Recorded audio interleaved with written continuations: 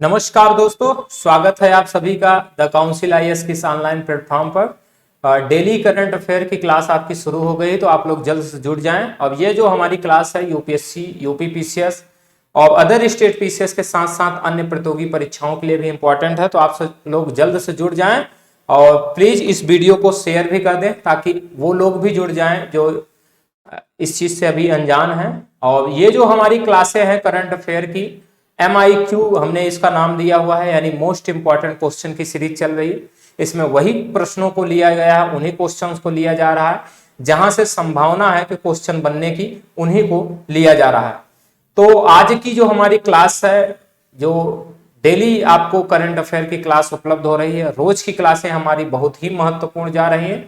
आप लोग प्लीज इसे देखें और इसका जो PDF आपको मिलेगा, तो आपको जो ये PPT इसमें चल रही है इसका नहीं, बल्कि एक मैगजीन के रूप में आपको इसका PDF उपलब्ध होगा जो हमारे टेलीग्राम चैनल पर दिया हुआ है। तो हमारे टेलीग्राम चैनल का लिंक आपको डिस्क्रिप्शन बॉक्स में दिया हुआ है। और वैसे भी अगर आप टेलीग्राम चैनल को हमारे सर्च करते हैं द काउंसिल सिविल सर्विसेज के नाम से, तो आपको टेलीग्राम चैनल मिल जाएगा। आप उसमें जा करके पर डे के करंट अफेयर का 10 क्वेश्चन व्याख्या सहित, विस्तृत व्याख्या सहित आपको वो PDF मिल जाएगा जो एक मैगजीन के रूप में जा रहा है। तो आप लोग वहां से उसको ले सकते हैं। वो आप रखते जाइएगा। लास्ट में जब आपकी परीक्षाएं यूपीएससी का, यूपी पीसीएस का होगा या अदर स्टेट या किसी भी तरह का आप पेपर देते हैं, तो आप उसमें से देखेंगे बहुत सारे क्वेश्चन आपको प्रत्यक्ष या अप्रत्यक्ष रूप से दिखाई देंगे। तो बढ़ते हैं, आज की क्लास को शुरू करते हैं। और आज की क्लास का हमारा पहला क्वेश्चन है कि हाल ही में चर्चित फ्रंटियर्स रिपोर्ट 2022 के संदर्भ में निम्नलिखित कथनों पर विचार कीजिए। ध्यान से देखिएगा कि हाल ही में चर्चित फ्रंटियर्स रिपोर्ट 2022 के संदर्भ में निम्नलिखित कथनों पर विचार कीजिए। और पहला कथन दिया है कि इसे संयुक्त राष्ट्र पर्यावरण कार्यक्रम द्वारा जारी किया गया। दूसरा कथन दिया है कि इसमें मुरादाबाद ध्वनि प्रदूषण के मामले में दुनिया का दूसरा सबसे प्रदूषित शहर है। दो कथन दिए गए हैं। अब पूछा जा रहा है कि निम्नलिखित में से कौन सा या से कथन सत्य है या है। केवल एक, केवल दो, एक और दो, दोनों, न तो एक और न ही दो, ये दिए गए। तो हाल ही में आप देखेंगे, हाल ही में संयुक्त राष्ट्र पर्यावरण कार्यक्रम द्वारा फ्रंटियर्स रिपोर्ट 2022 जारी किया गया। तो फ्रंटियर्स रिपोर्ट 2022 जो जारी किया गया संयुक्त राष्ट्र पर्यावरण कार्यक्रम द्वारा जारी किया गया। और इसमें जो है कि जो ये रिपोर्ट जारी की गई, ये नाइज, ब्लेज एंड मिसमैच नामक शीर्षक से रिपोर्ट जारी की गई। क्या? नाइज, ब्लेज एंड मिसमैच नामक शीर्षक से फ्रंटियर्स रिपोर्ट 2022 जारी की गई संयुक्त राष्ट्र पर्यावरण कार्यक्रम द्वारा।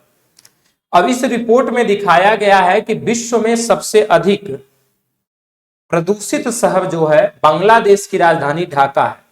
तो अगर इस रिपोर्ट के अनुसार देखा जाए तो विश्व का यानी दुनिया का सबसे प्रदूषित शहर है बांग्लादेश की राजधानी ढाका, जबकि भारत में का मुरादाबाद शहर जो है ध्वनि प्रदूषण के मामले में दुनिया का दूसरा सबसे प्रदूषित शहर है। तो इसमें से दोनों कथन हमारे सत्य हैं, यानी इसे संयुक्त राष्ट्र पर्यावरण कार्यक्रम द्वारा जारी किया गया। और दूसरा, इसमें मुरादाबाद ध्वनि प्रदूषण के मामले में दुनिया का दूसरा सबसे प्रदूषित शहर है। ये दोनों कथन सत्य हैं। ध्यान रखना कि पहला शहर जो स्थान पे है वो पहले स्थान पे है बांग्लादेश की राजधानी ढाका। अगर हम बात करें तो ध्वनि प्रदूषण से, तो ध्वनि प्रदूषण से बहुत ज्यादा प्रदूषित शहरों में जो एक रिपोर्ट दिखाई गई है कि बहुत ज्यादा प्रदूषित शहर कौन कौन से हैं इस रिपोर्ट में दिखाई गई, तो उसमें 13 शहर जो है आपको दक्षिण एशिया से दिखाई देंगे।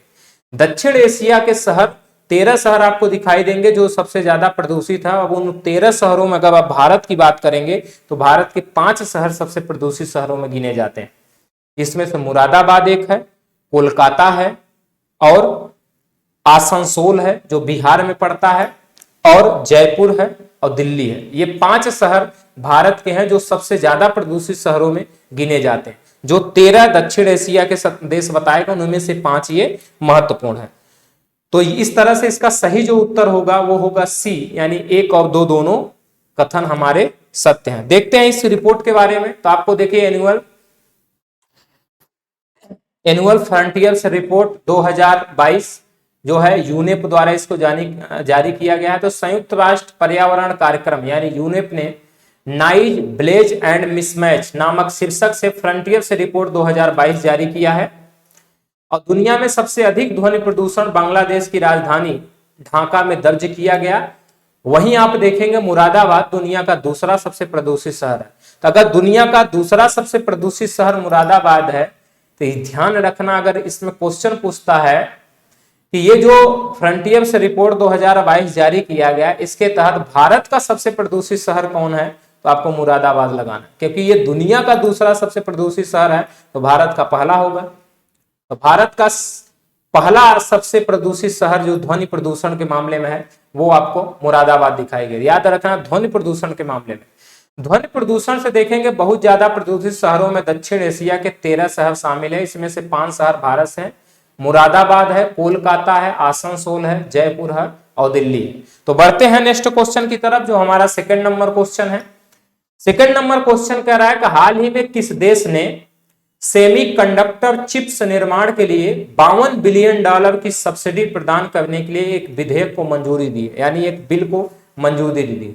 ये पूछ रहा है कि हाल ही में किस देश ने, तो किस देश के बारे में पूछ रहा है कि किस देश ने इसको किया कि सेमीकंडक्टर चिप्स निर्माण के लिए $52 बिलियन की सब्सिडी प्रदान करने के लिए एक विधेयक मंजूरी दी है। ऑप्शन है भारत, बी है रूस, सी है अमेरिका और डी है कनाडा। तो हाल ही में अमेरिकी सीनेट ने जो है सेमीकंडक्टर चिप्स निर्माण के लिए सब्सिडी में $52 बिलियन प्रदान करने के लिए एक विधेयक को मंजूरी दी है, अमेरिका के सीनेट ने। और चिप्स की कमी ने आप देखेंगे दुनिया भर में उत्पादन को बाधित कर दिया है। जिस तरह से चिप्स हैं, जिसको मेमोरी आप बोलते हैं, दुनिया भर में उत्पादन को बाधित कर दिया है। और सीनेट ने जो है 1 जून में चिप्स कानून पारित किया था। तो जो अमेरिका की सीनेट है, इसने जून में ही पहले चिप्स कानून पारित किया था, जिसने अमेरिकी प्रौद्योगिकी और अनुसंधान, जो टेक्नोलॉजी है और रिसर्च है, उसको मजबूत करने के लिए $190 बिलियन अधिकृत किए थे उस समय, पहले ही जून में। अब जो किया गया इसमें 52 बिलियन का सब्सिडी प्रदान करने के लिए एक विधेयक को मंजूरी दिया गया। तो इसका सही जो उत्तर होगा वो होगा सी, यानी अमेरिका। यानी अमेरिका ने $52 बिलियन की सब्सिडी प्रदान करने के लिए एक विधेयक को मंजूरी दी है। देखते हैं इसके बारे में, आपको चिप्स दिखाई देगा।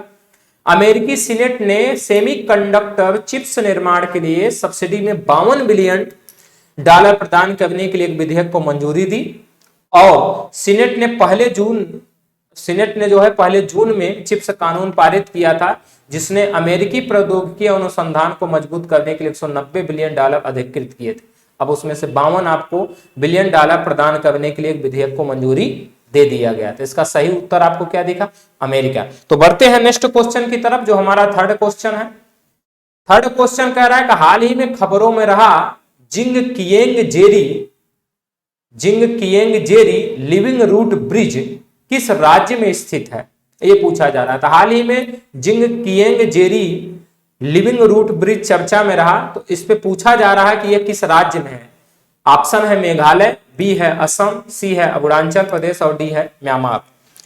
तो ये जो Jingkieng Jri living root bridge है, ये कल्चरल लैंडस्केप ऑफ मेघालय इसको पूरा बोला जाता है। तो ये जो है कि मेघालय में स्थित है। अगर आप देखेंगे तो ये मेघालय में स्थित है।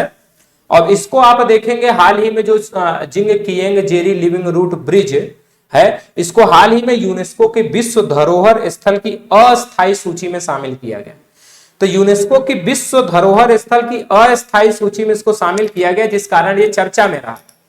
तो इससे पूछा जा सकता है कि ये कहां है, तो ये मेघालय में स्थित है।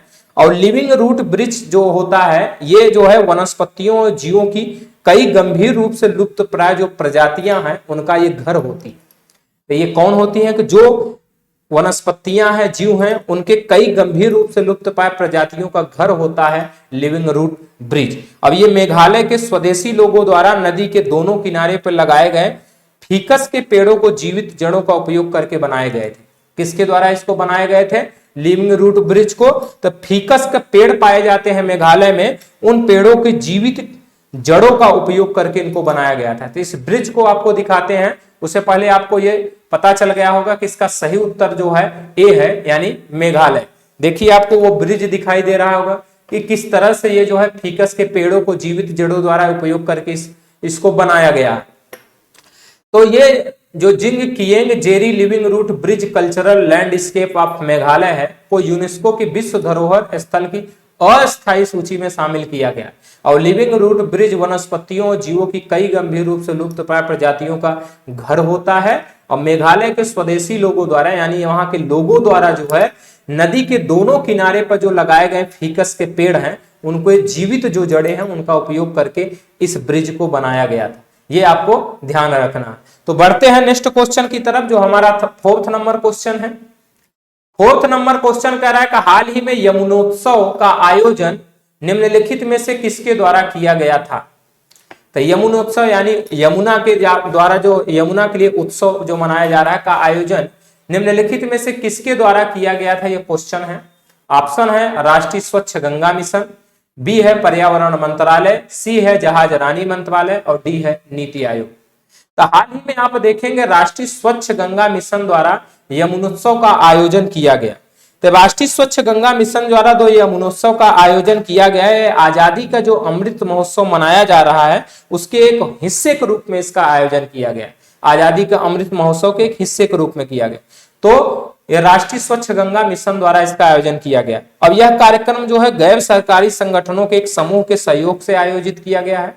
तो गैर सरकारी जो संगठन उनके समूह के सहयोग से किया गया। अब यह जो कार्यक्रम है ASITA east river front RTO bridge नई दिल्ली में आयोजित किया गया था। तो इसका आयोजन कहां किया गया, अगर आपसे पूछे यमुनोत्सव का आयोजन तो यह नई दिल्ली में किया गया। किसके द्वारा आयोजित किया गया, तो राष्ट्रीय स्वच्छ गंगा मिशन किया गया। किसके हिस्से के रूप में किया गया, तो आजादी के अमृत महोत्सव समारोह के हिस्से के रूप में किया गया।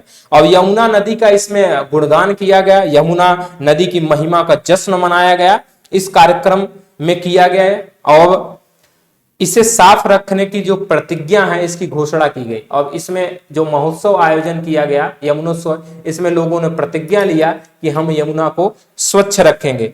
और यमुनोत्सव जो आयोजित किया गया नई दिल्ली में, इसमें आप देखेंगे नुक्कड़ नाटक, पेंटिंग, आध्यात्मिक चीजें और शास्त्रीय प्रदर्शन, नृत्य, संगीत, ये भी इस दिन जो है यमुनोत्सव के दिन इसका आयोजन किया गया था। तो ये किसके द्वारा किया गया, तो राष्ट्रीय स्वच्छ गंगा मिशन द्वारा किया गया। तो इसका सही जो उत्तर होगा वो होगा ए, यानी राष्ट्रीय स्वच्छ गंगा मिशन।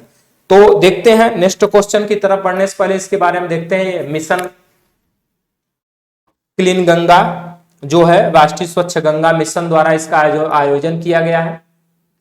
तो देखिए आजादी का अमृत महोत्सव समारोह के हिस्से के रूप में यमुनोत्सव का आयोजन स्वच्छ गंगा मिशन के द्वारा किया गया। और कार्यक्रम जो है ये हुआ जो गैर सरकारी संगठनों के एक समूह के सहयोग से आयोजित हुआ।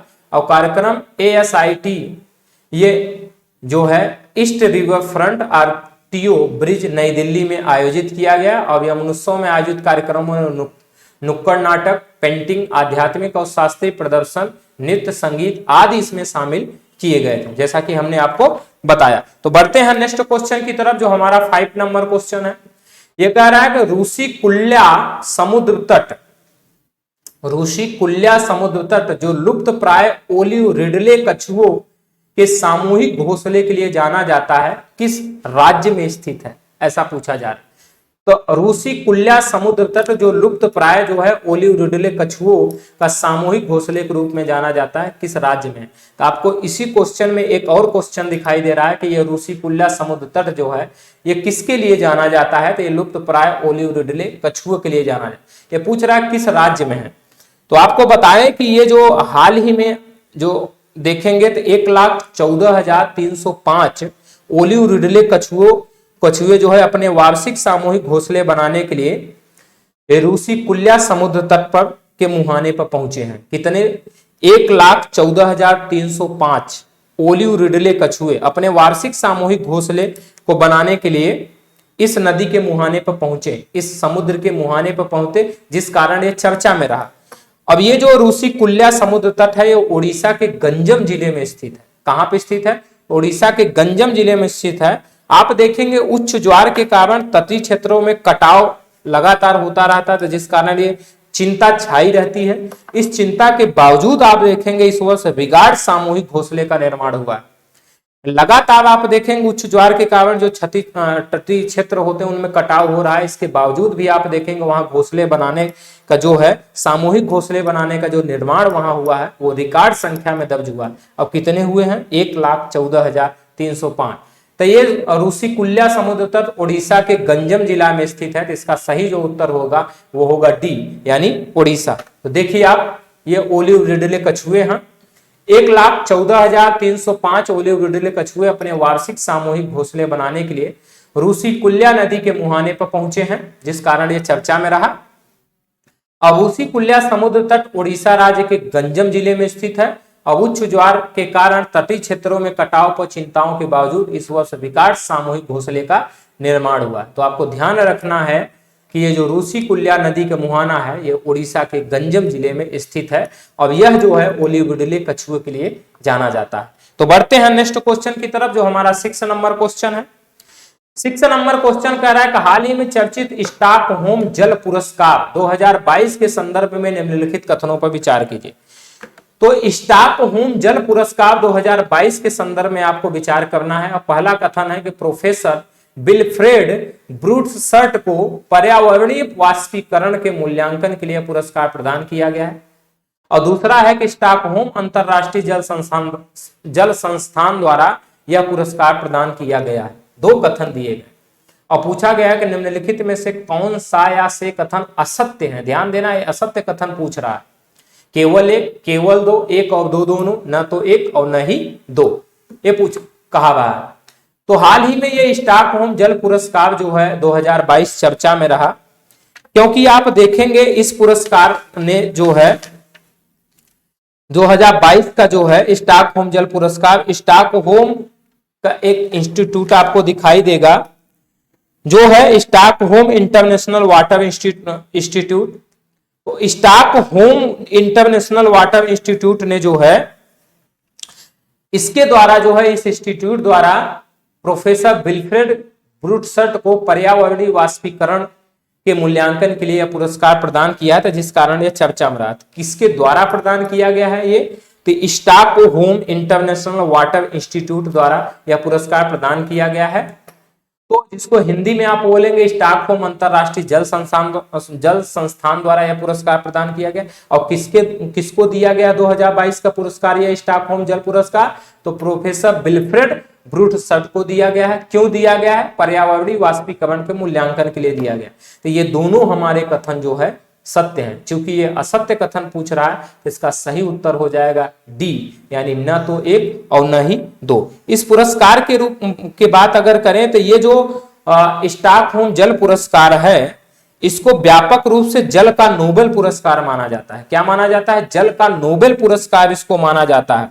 और प्रोफेसर जो ब्रूट्सर्ट हैं इस पुरस्कार से सम्मानित किया गया क्योंकि उन्होंने वाष्पीकरण के मामले, जो वाष्पीकरण को मापने का तरीका है उसको विकसित इन्होंने किया और मापने का तरीका विकसित किया। वह पृथ्वी के ऊर्जा संतुलन में भूमिका जो निभाता है और सटीक अनुमान लगाने की अनुमति देता है कि वर्षा कैसे विकसित हो सकती है। ऐसा उससे हो रहा है। अब इस पुरस्कार की जो घोषणा हुई थी ये 22 मार्च को की गई थी। इस पुरस्कार की घोषणा कब हुई थी? तो 22 मार्च को की गई थी। लेकिन यह पुरस्कार जो है स्वीडन के राजा द्वारा, यह पुरस्कार स्वीडन के राजा द्वारा 31 अगस्त को स्टॉकहोम में विश्व जल सप्ताह के दौरान यह पुरस्कार दिया जाएगा। तो याद रखना ये 22 मार्च को इस पुरस्कार की घोषणा हो रही है, लेकिन यह पुरस्कार प्रदान कब किया जाएगा?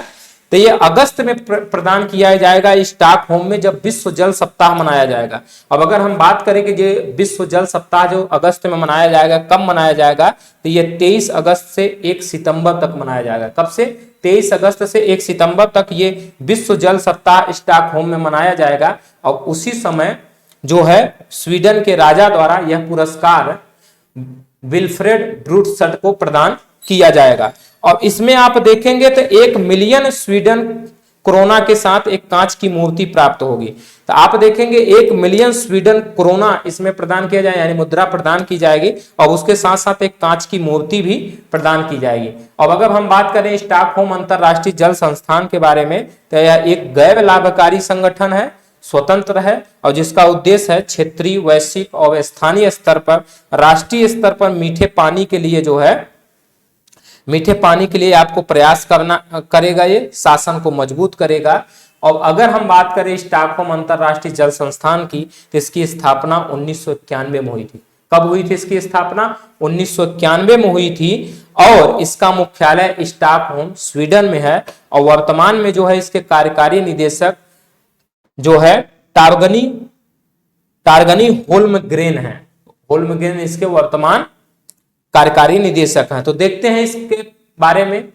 तो स्टॉकहोम जल पुरस्कार को स्टॉकहोम जल पुरस्कार 2022 को स्टॉकहोम इंटरनेशनल वाटर इंस्टीट्यूट द्वारा प्रोफेसर विल्फ्रेड ब्रूटसट को पर्यावरणीय वाष्पीकरण के मूल्यांकन में उनके कार्य के लिए सम्मानित किया जाएगा। अब इसे जल का नोबेल पुरस्कार माना जाता है। पुरस्कार की घोषणा 22 मार्च को हुई थी, लेकिन पुरस्कार स्वीडन के राजा द्वारा 31 अगस्त को स्टॉकहोम में विश्व जल सप्ताह के दौरान प्रोफेसर ब्रूटसट को प्रदान किया जाएगा। अब इसमें उनको 1 मिलियन स्वीडन कोरोना के साथ एक कांच की मूर्ति भी प्राप्त होगी। अब इसका जो अंतरराष्ट्रीय जो मुख्यालय है, जो अंतरराष्ट्रीय संगठन है, इसका निर्माण जो हुआ था 1991 में हो रहा है। और यह एक गैर लाभकारी संगठन है। अब इसका मुख्यालय स्टॉकहोम स्वीडन में है। और वर्तमान कार्यकारी निदेशक कौन है? टारगनी होल्मग्रेन। ये आपके तथ्य दिए हुए हैं। तो बढ़ते हैं नेक्स्ट क्वेश्चन, जो हमारा 7 नंबर क्वेश्चन है। 7 नंबर क्वेश्चन कह रहा है कि विश्व थिएटर दिवस कब मनाया जाता है? ऑप्शन है 25 मार्च, बी है 27 मार्च, सी है 30 मार्च और डी है 31 मार्च। तो आपको बता दें कि विश्व थिएटर दिवस प्रत्येक वर्ष 27 मार्च को मनाया जाता है। और इस दिवस की जो शुरुआत हुई थी 1961 में अंतरराष्ट्रीय रंगमंच संस्थान द्वारा हुई थी। तो कब इसकी शुरुआत हुई थी? 1961 में हुई थी। अंतरराष्ट्रीय रंगमंच संस्थान द्वारा इसकी शुरुआत हुआ था। इंटरनेशनल थिएटर इंस्टीट्यूट द्वारा इसका किया गया था। और यह जो है, यह दिन उन लोगों के लिए एक उत्सव है जो कला रूप में थिएटर के मूल्य और महत्व को देख सकते हैं। इसका जो सही उत्तर होगा 27 मार्च होगा। अब अगर आपसे पूछे कब शुरुआत हुई थी इस दिवस की, तो 1961 में। किसके द्वारा हुई थी? तो अंतरराष्ट्रीय रंगमंच संस्थान द्वारा। तो देखिए आप, 27 मार्च को विश्व रंगमंच दिवस मनाया जाता है, वर्ल्ड थिएटर डे मनाया जाता है। देखिए इसमें दिया है कि विश्व थिएटर दिवस 27 मार्च को हर साल मनाया जाता है। और इस दिन की शुरुआत 1961 में अंतरराष्ट्रीय रंगमंच संस्थान द्वारा हुआ था। अब यह दिन उन लोगों के लिए एक उत्सव है जो कला रूप थिएटर के मूल्य और महत्व को देख सकते हैं। तो बढ़ते हैं नेक्स्ट क्वेश्चन की तरफ, जो हमारा 8 नंबर क्वेश्चन होगा। 8 नंबर क्वेश्चन कह रहा है कि हाल ही में किस देश ने वासोंग 17 नामक अंतर महाद्वीपीय बैलिस्टिक मिसाइल का परीक्षण किया? पूछ रहा है कि हाल ही में किस देश ने वासोंग नामक अंतर महाद्वीपीय बैलिस्टिक मिसाइल का परीक्षण किया? ऑप्शन है चीन, बी है दक्षिण कोरिया, सी है जापान और डी है उत्तर कोरिया।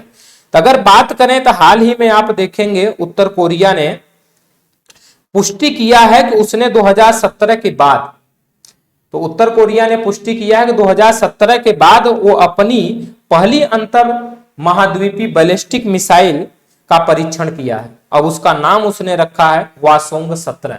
तो 2017 के बाद अपनी पहली अंतर महाद्वीपीय बैलिस्टिक मिसाइल का परीक्षण किया है उत्तर कोरिया ने। और वासोंग 17 जो है ये 6248.5 किलोमीटर की अधिकतम ऊंचाई पर जो है 1090 किलोमीटर तक उड़ान भरी है और एक लक्ष्य को नष्ट किया है। इससे चर्चा में रहा। तो ये जो इसका सही उत्तर होगा वो होगा डी, यानी उत्तर कोरिया। हाल ही में उत्तर कोरिया ने वासोंग 17 अंतर महाद्वीपीय बैलिस्टिक मिसाइल का परीक्षण किया है। इसका सही उत्तर होगा डी। देखिए आपको ये बैलिस्टिक मिसाइल आपको दिख रही है। उत्तर कोरिया ने पुष्टि की है कि उसने 2017 के बाद से अपनी पहली अंतर महाद्वीपीय बैलिस्टिक मिसाइल का परीक्षण किया है, जिसका नाम क्या है? वासोंग 17। अब वासोंग जो है 17 ने 6248.5 जो किलोमीटर की अधिकतम ऊंचाई पर 1090 किलोमीटर तक उड़ान भरी और एक लक्ष्य को नष्ट किया है। तो बढ़ते हैं नेक्स्ट क्वेश्चन की तरफ, जो हमारा 9 नंबर क्वेश्चन है कि हाल ही में चर्चित भारत भाग्य विधाता उत्सव का आयोजन स्थल कौन सा है? पूछ रहा है कि हाल ही में चर्चित भारत भाग्य विधाता उत्सव का आयोजन स्थल कौन सा है? ए है उत्तर प्रदेश, बी है नई दिल्ली, सी है बिहार और डी है पंजाब। तो हाल ही में आप देखेंगे भारत भाग्य विधाता जो है शीर्षक से, ये भारत भाग्य विधाता शीर्षक से आप देखेंगे 10 दिवसीय लाल किला महोत्सव का आयोजन नई दिल्ली में किया गया और नई दिल्ली में लाल किले में किया शुरू हुआ। तो ये लाल किला महोत्सव वर्तमान मतलब इसका नाम था और इसका जो शीर्षक दिया गया है भारत भाग्य विधाता दिया गया। तो भारत भाग्य विधाता उत्सव का जो आयोजन हो रहा है यह नई दिल्ली के लाल किले में किया जा रहा है और लाल किला महोत्सव के रूप में किया जा रहा है। अब केंद्रीय महिला और बाल विकास मंत्री स्मृति ईरानी जो है इस जो महोत्सव है इसका उद्घाटन किया। अब ये जो महोत्सव है लाल किला मेगा फेस्टिवल का आयोजन संस्कृति मंत्रालय द्वारा जो है आजादी का अमृतोत्सव महोत्सव के रूप में के एक हिस्से के रूप में किया जा रहा है। तो किस मंत्रालय द्वारा किया जा रहा है? तो संस्कृति मंत्रालय द्वारा किया जा रहा है। आजादी के अमृत महोत्सव के एक हिस्से के रूप में इसका आयोजन किया जा रहा है। और लाल किला महोत्सव जो है देश की विरासत और भारत के हर हिस्से के संस्कृति को मनाने के लिए आयोजित किया जा रहा है। तो ये आर्ट एंड कल्चर से क्वेश्चन पूछा जा सकता है। इसका सही उत्तर होगा बी यानी नई दिल्ली। देखिए आप इसमें कि भारत भाग्य विधाता डे फोर्ट फेस्टिवल यानी लाल किला फेस्टिवल महोत्सव जो है भारत भाग्य विधाता शीर्षक से 10 दिवसीय लाल किला महोत्सव नई दिल्ली के लाल किले में शुरू हुआ है और केंद्रीय महिला एवं बाल विकास मंत्री स्मृति ईरानी ने महोत्सव का उद्घाटन किया और लाल किला मेगा फेस्टिवल का आयोजन संस्कृति मंत्रालय द्वारा आजादी का अमृत महोत्सव के एक हिस्से के रूप में किया जा रहा है। तो इसका जो सही उत्तर होगा नई दिल्ली होगा। तो बढ़ते हैं आज के लास्ट क्वेश्चन जो 10वां नंबर क्वेश्चन है कि हाल ही में गवर्नर ऑफ द ईयर पुरस्कार जीतने वाले मारियो मार्सेल किस देश के सेंट्रल बैंक के गवर्नर हैं? फिर से ध्यान से आप देखिएगा कि हाल ही में गवर्नर ऑफ द ईयर पुरस्कार जीतने वाले मारियो मार्सेल किस देश के सेंट्रल बैंक के गवर्नर है? ऑप्शन है चिली, बी है ऑस्ट्रेलिया, सी है ईरान और डी है यूनाइटेड किंगडम। तो क्वेश्चन ऐसे भी पूछा जा सकता है कि मारियो हाल ही में गवर्नर ऑफ द ईयर पुरस्कार से किसे सम्मानित किया गया? तो मारियो मार्सेल को सम्मानित किया गया और मारियो मार्सेल जो है चिली के सेंट्रल जो बैंक है उसके गवर्नर है। तो इसका जो सही उत्तर हो जाएगा वो हो जाएगा चिली। तो चिली इसका सही उत्तर है। तो देखते हैं मारियो मार्सेल का एक फोटो आपको दिखाई दे रही होगी। सेंट्रल बैंकिंग टीम और उसके संपादकीय सलाहकार पैनल ने सेंट्रल बैंकिंग अवार्ड के अपने 9वें संस्करण का अनावरण किया। ये 9वां संस्करण है उनका और चिली के मारियो मार्सेल को गवर्नर ऑफ द ईयर पुरस्कार के लिए इसमें नामित किया गया। तो जो मारियो मार्सेल है इनको इस पुरस्कार सम्मानित किया गया। ये फोटो आपको दिख रही है। इस तरह से आज का ये क्वेश्चन हुआ। ये बहुत ही इंपॉर्टेंट क्वेश्चन की सीरीज जो चल रही है आप लोग इसको देखिए और अपने मित्रों को भी इसमें जोड़िए। अधिक से अधिक चैनल पर सब्सक्राइबर कराइए आप। और आपकी सफलता के लिए द काउंसिल परिवार प्रयास कर रही है। और साथ साथ हमारे यहाँ आपको बता दें कि ऑनलाइन पीसीएस क्रैश कोर्स भी शुरू हुआ है जो कम पैसे पर आपको मिनिमम फीस पर यह कोर्स उपलब्ध कराया जा रहा है जिसमें लाइव बैचेज आपको मिलेंगे। अब ये लाइव बैचेज आपको जो मिलेंगे इसमें आपको लाइव बैच के साथ साथ 6 मंथ तक आपको लगातार जो है असीमित बार ये वीडियो देखने का आपको मौका मिलेगा और साथ में आपको नोट्स भी पीडीएफ ऐप पर मिल रहे और ऐप का डिस्क्रिप्शन बॉक्स में हमारे लिंक दिया तो आप लोग जा करके वहां से डेमो ले सकते हैं। यूट्यूब पर भी उसका डेमो दिया गया है। तो आप सफल हो इसी शुभकामनाओं के साथ मिलते हैं नेक्स्ट वीडियो में। Thank you.